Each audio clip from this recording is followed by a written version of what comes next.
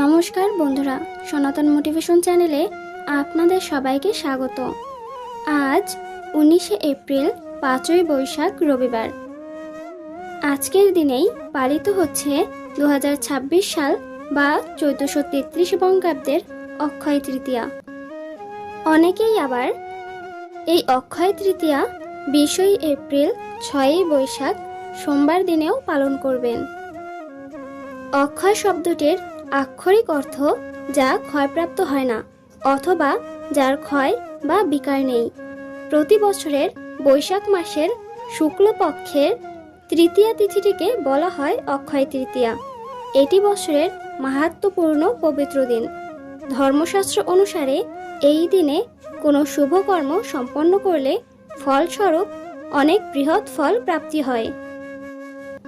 এই অক্ষয় তৃতীয়া তিথিকে অক্ষয় তেজ বা পরশুরাম জয়ন্তীও বলা হয়। চলুন এবারে জেনে নেওয়া যাক অক্ষয় তৃতীয়া মাহাত্ম্য সম্পর্কে। পবিত্র পুরাণ অনুসারে এই দিনটি সত্যযুগের সমাপ্তি এবং ত্রেতা যুগের সূচনা করেছিল। এই দিনটিকে ত্রেতা যুগের উগাদি তিথি হিসেবে বিবেচনা করা হয়। মহাভারত অনুসারে এই দিনে মহাভারতের যুদ্ধ শেষ হয়েছিল এবং দ্বাপর যুগের অবসান হয়েছিল। এই তিথিতে রাজা ভাগীরথের হাজার হাজার বছরের তপস্যার ফলস্বরূপ পুণ্যতোয়া পুণ্যসলীলা ভগবতী দেবী গঙ্গা স্বর্গ থেকে মর্তলোকে অবতরণ করেন।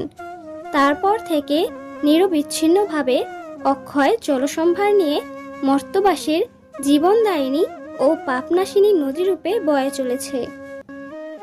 তাই এই দিনে গঙ্গা নদীতে স্নান করলে জীবনের সমস্ত পাপ থেকে মুক্তি পাওয়া যায়। ভগবানের 10 অবতারের অন্যতম ষষ্ঠ অবতার পরশুরাম এই তিথিতেই আবির্ভূত হন মর্তলোকে। তিনি হলেন চিরঞ্জীবী অর্থাৎ অমরত্বের অধিকারী।